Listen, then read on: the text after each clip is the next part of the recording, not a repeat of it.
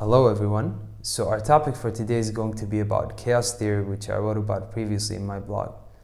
So the reason why I wanted to speak about this, or the reason why I wrote about this previously, is I feel like the chaos theory actually focuses on the things we don't know rather than the things we know.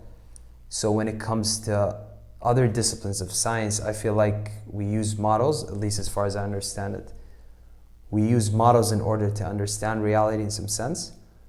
But when it comes to chaos theory, it's almost like we're putting those models aside, or those models are actually not working within the chaotic systems we're operating with, which actually unravels a lot of things about the universe. It might seem paradoxical, so how can the things we don't know unravel things about the universe? But I feel like within the model system we have built in science, it almost seems like we can know everything, but when it comes to chaos theory, it actually reminds us that the outside world actually plays a good amount of role actually in understanding things.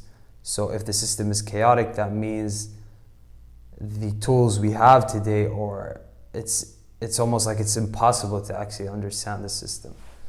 So this is like one reminder that actually chaos theory gave me while studying it. So the first thing I wanted to speak about is sensitive dependence on initial conditions, which is something I actually mentioned a few times in the blog post. So what I wanted to clarify is that there is an implicit assumption within the sensitive dependence on initial conditions.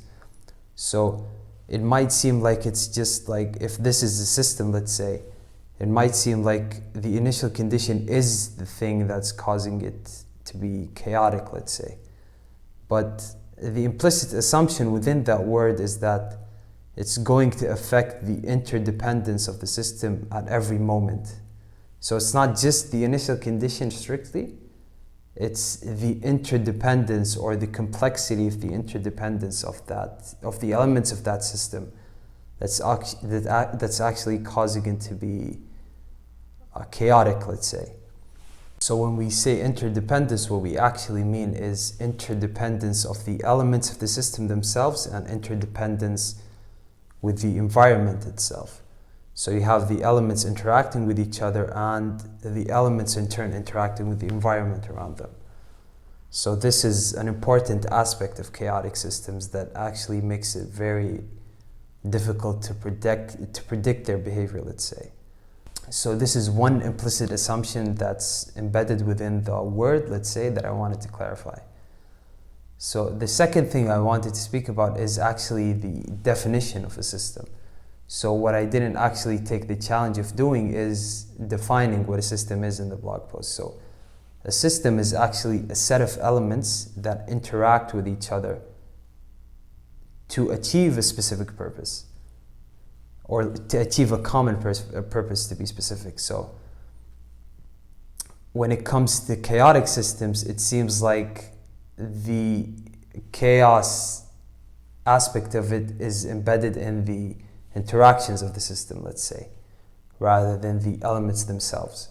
So this is one way to actually think about chaotic systems. So while we're at the definitions and while we're speaking about definitions, I feel like one good distinction that I have in mind with regards to systems, not specifically only chaotic systems, but systems in general, is to think about the logical part, architecture of the system, and then you have the physical part of the system. So you can think of the logical part of the system as the abstract part of it. It's almost like the planning part in some sense with regards to human-made, let's say, systems.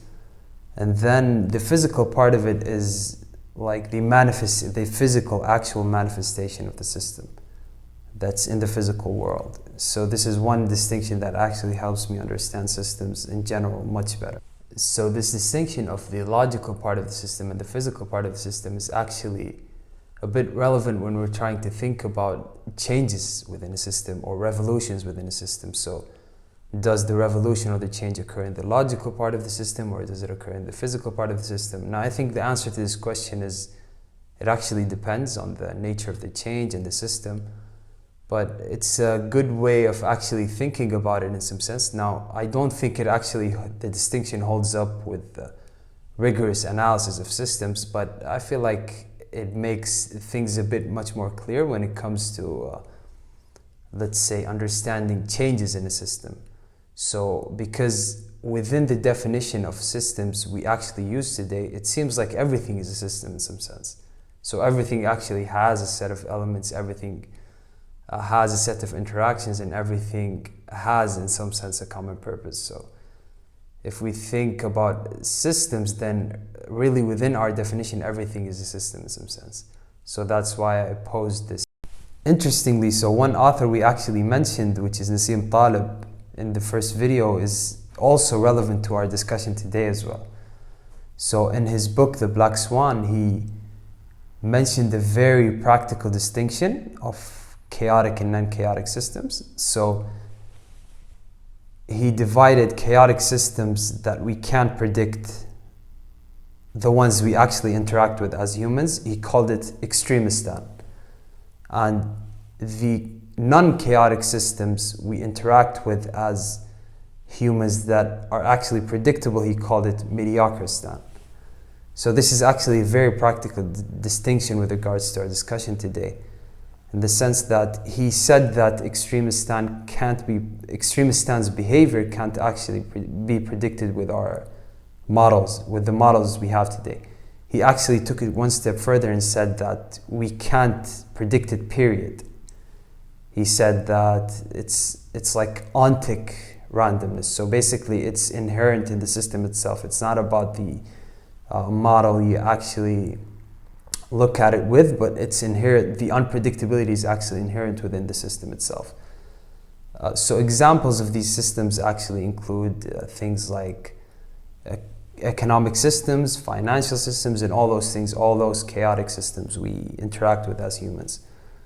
And the other part, which is mediocristan, which is the non-chaotic systems that we can actually predict, good examples he gave of those systems include human heights, let's say. So we know that human heights have a mean, and the mean has, let's say, standard deviations, and then that's it. So basically we actually know, we can predict what a human height can be in the future or whatever. But so this is actually a very practical distinction he made that actually makes me understand chaotic systems much better, let's say. So without further ado, thank you very much for watching, and I hope you find this video beneficial, and see you next time.